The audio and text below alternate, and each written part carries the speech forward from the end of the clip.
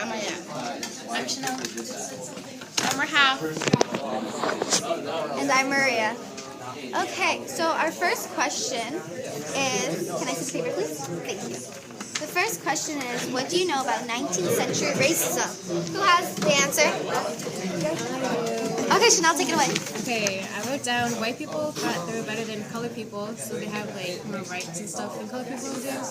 And slaves were the regulars since the white people thought they were on a higher level than the colored people. And do you have anything to add on to that? That's okay. Well, I think I do. Basically, just to add on to what Chanel said, that yes, the white people and the Europeans or the Americans thought they were higher than their race. With the Europeans, it was the natives. With the Americans, it was the African Americans. So they enslaved them. They made them, in the textbook, it mentions how they thought that their only way of education was through slavery. So they downgraded the African Americans because they thought that their area was bad. They had bad names. Africa was called the dark continent. So whites were always lighter. What? You're not looking at the camera. Stop looking at the camera? You're not looking at the camera. Doesn't matter. Sorry about that. Technical difficulties. So basically Africa was called the dark continent. As you can tell, there's so many ways of putting down the African nation. So the whites were always higher. Also, can I see my paper? Also, across America and Canada, there were signs, according to this, the lies my teacher told me, there was signs saying no Irish signs. I also highlighted it. See, as I mentioned, the dark continent was known. They called Africa barbaric. Also, flip one more page. Sorry about this. So the no Irish applies in Boston, and they shut down Jews and Catholics until recent years. It's just so unbelievable how the whites were always higher than every other race. Question number 2.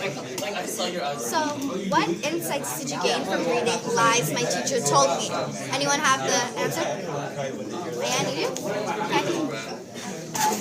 So many things about the past leaders of America are and always sugarcoating the truth. Yeah, to add on to what I answered, because after reading this, I noticed how that the entire point of Lies My Teacher Told Me was to show how that even presidents, the leaders of the nation America, had slaves. So many slaves, yet they downgraded it. They never mentioned it. It wasn't in textbooks. Even here in this paragraph, students, I almost fell. Students were outraged with the president for lying. A teacher in America told her students that the president of the past had slaves, and the students called her out for so-called lying. It's just so unbelievable how after reading this, you got to know so much. Before reading Lies My Teacher Told Me, I didn't even know about this. So now that we know that, it's just so unbelievable. Like, for example, Patrick Henry, give me liberty or give me death speech, was, while he said that, 8 months after delivering that speech, he made Virginia slaves stay. They just had such an act. Jefferson, for example, he said, life, liberty, and pursuit of happiness, while enslaving 175 humans at the time he wrote those words. Yeah? Question number 5. Number 3. What surprised you the most about the text, The Lies My Teacher Told Me? Like, I think we can all agree that it was just like sugarcoating the truth. That so many people, including myself and you too, right? Including all of us, and I'm pretty sure I have to, we didn't know that so many presidents and all these people kept slaves, you know what I mean? And there was just levels of racism that's just covered, hidden behind the truth to make them look so good. It was like an act almost. As I wrote here, so fake, hiding the truth to keep people to thinking these people are good. It's just, I don't know. Also, one thing that really surprised me was that A quotation from Mississippi planter landing the situation after the war. I never did a day's work in my life and I don't know how to begin. You see me in these cars or old clothes. Well, I never wore coast clothes in my life before the war. It just astonished me. It made me think like, oh my God, these slaveholders were living like a royal. They were living so big and almighty. While these slaves, these African Americans, are living in huts and are lacked of food and clothes. They can't even pick their own names with sexual assault. And they're here living like a royal. So that was just really surprising. Do you have anything to add? Rahaf, what about you? Okay, that's okay. Number 4. Although the text focuses on U.S. textbooks, how does this information relevant to Canadian social studies? To be honest, this was a tough one for me. I didn't really know how to answer it. I'm pretty sure you guys took this like, but I think it's like, it's like even though America and Canada are completely two different nations, we're so close. Everything we do is related together. We're so tied together, right?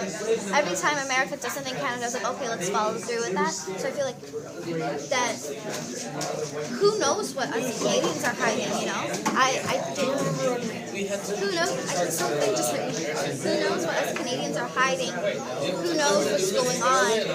Because I always thought that these people, for saying these amazing speeches, I just never knew they would do this. So imagine, what if one of our past leaders of our nations have done something like this? We don't know. So I think this really makes us think deeper and try to get the truth.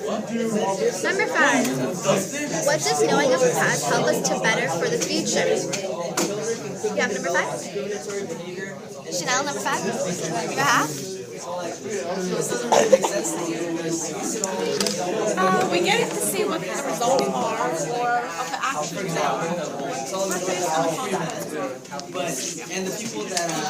question number 6. What was the biggest problem pointed out in my department?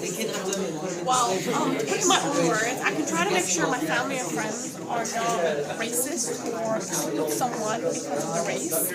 And in the future, I have my own kids that I can also teach them.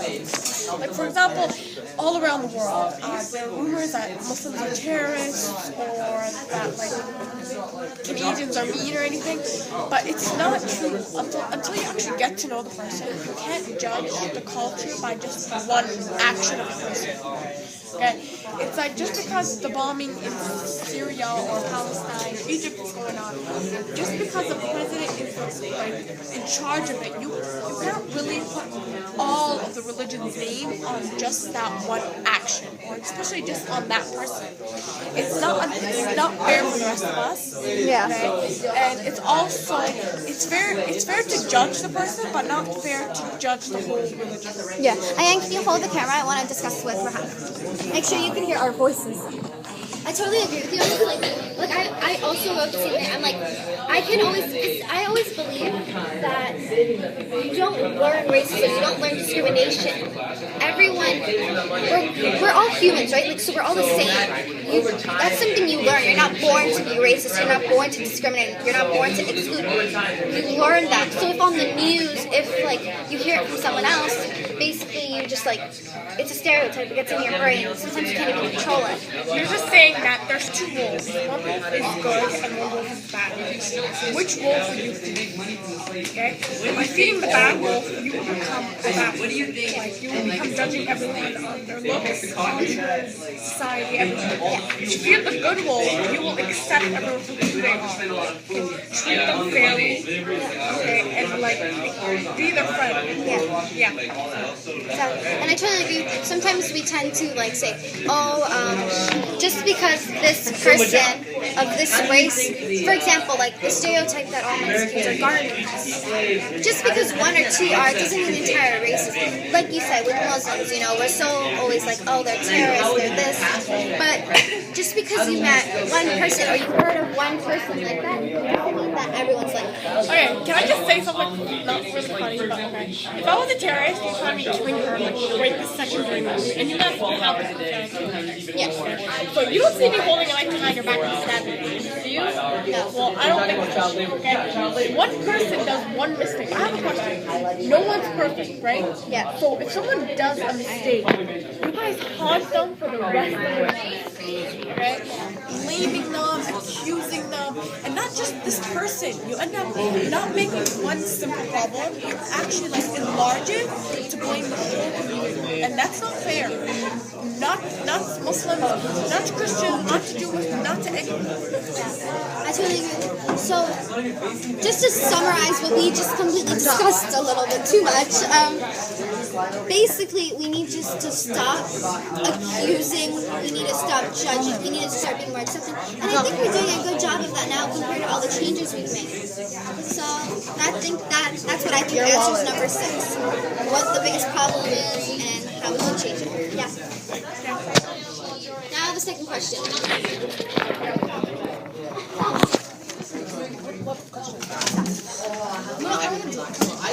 Anyone you want. But if you want to do 8 or do you want to do 5? Most common today is white Because if you do 8, you'll be last. If you do 5, you'll be right. Edit this out. We still see If you cases can.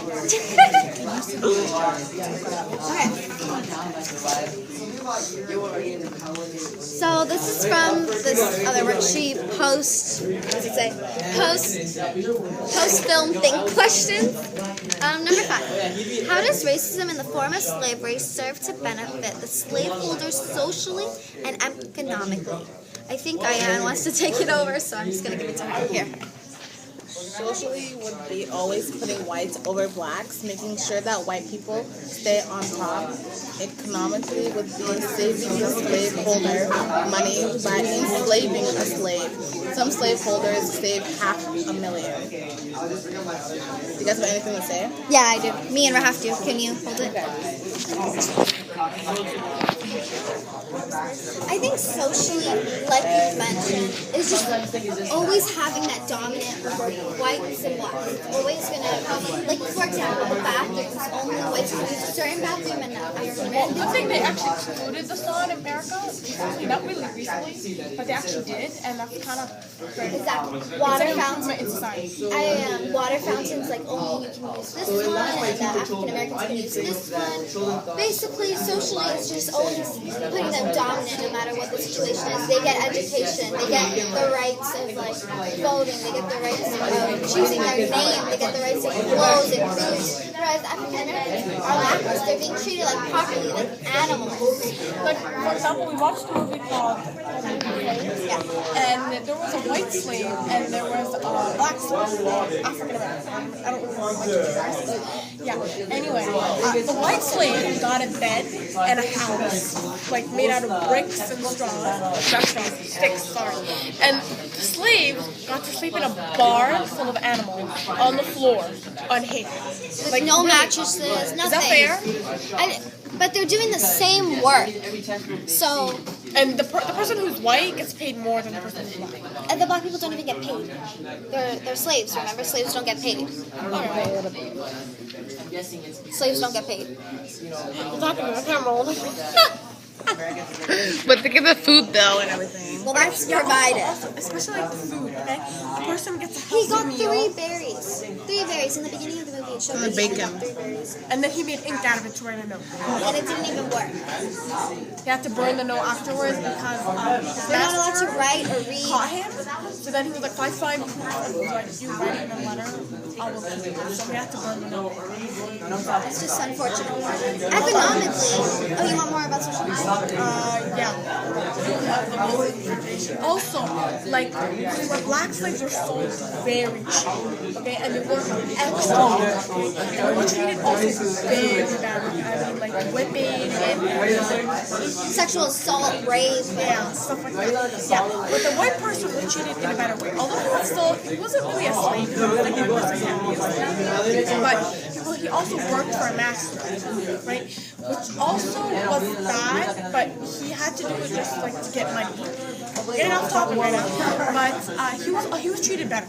He was treated like extremely better. When He they were got being lots of sold, food. no, remember when they were being sold, they were in this house butt naked, and they just had to stand there, and they would come with sticks and be like, do this, or that little boy, how high can you leap? It's like they're showing them off. They're like a piece of art or something. Like, it's just not right. Yeah. Okay, you want to move on to the next question? Let's do economically.